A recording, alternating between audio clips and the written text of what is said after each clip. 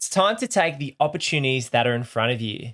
In this video, we're going to be breaking down how to become an opportunistic investor and make the most of the time you have on this earth. Look, we all don't really have that much time, in my opinion. So you need to take action. Otherwise, you're going to end up being 60, 65 with a couple $100,000 in super and not any better off when it comes to retirement. Now, for me, I'm actually not looking for that.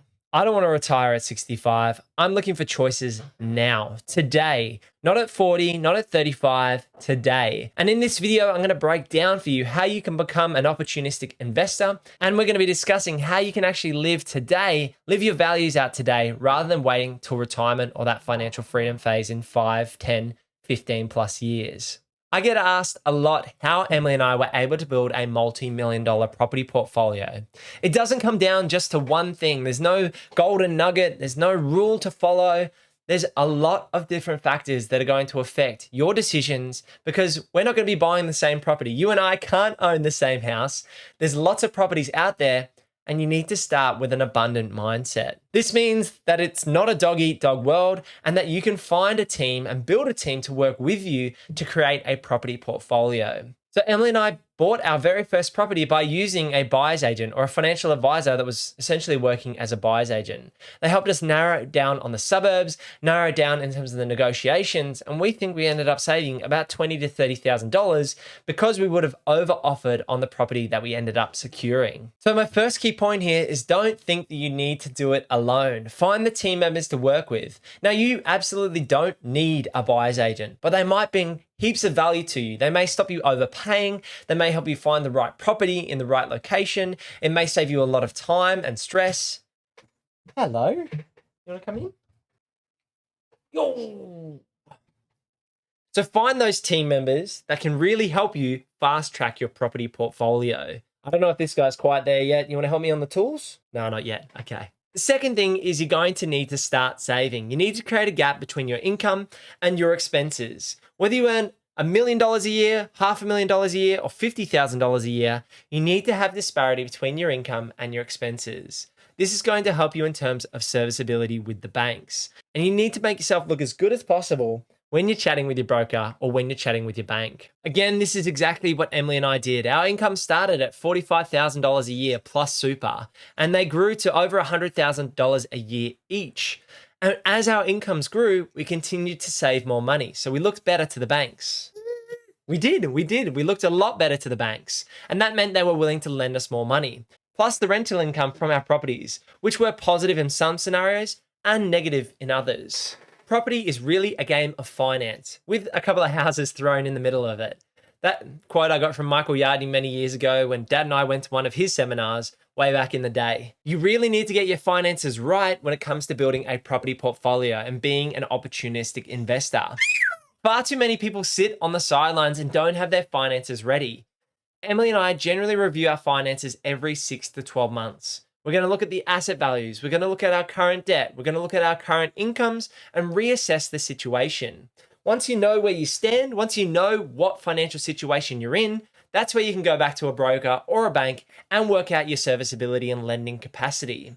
This will allow you to keep your powder dry, keep your finances in check, and take the opportunistic approach when buying your next purchase. So if you have $1 million of borrowing capacity and you're ready to buy and you've got your deposit down pat, that's where you can go out and find the opportunity once it presents itself. So every time Emily and I went from properties 2 to properties 3, properties 4, we went back and added value to each of those deals.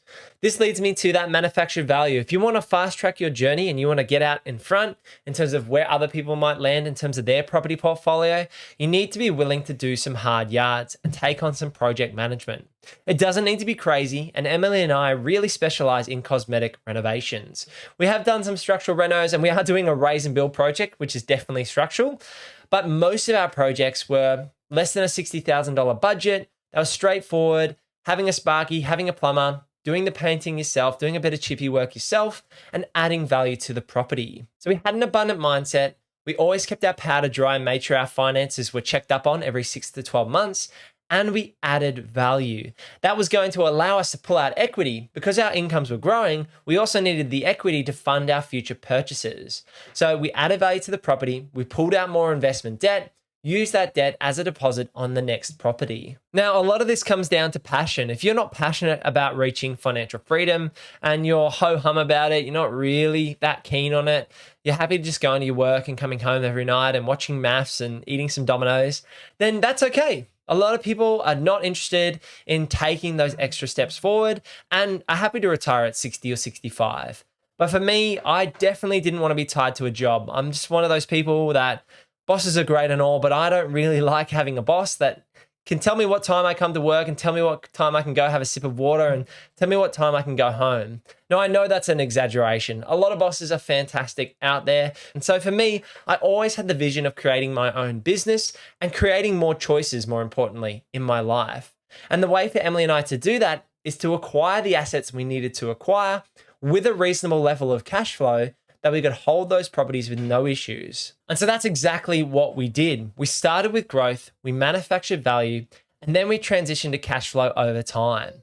Now, everyone's journey is going to be different. Like I said at the start, you might start with cash flow properties given your lending capacity, or you might go very blue chip and buy up Melbourne, Sydney, and Brisbane all in the inner city because you're a doctor and you're on a very high wage.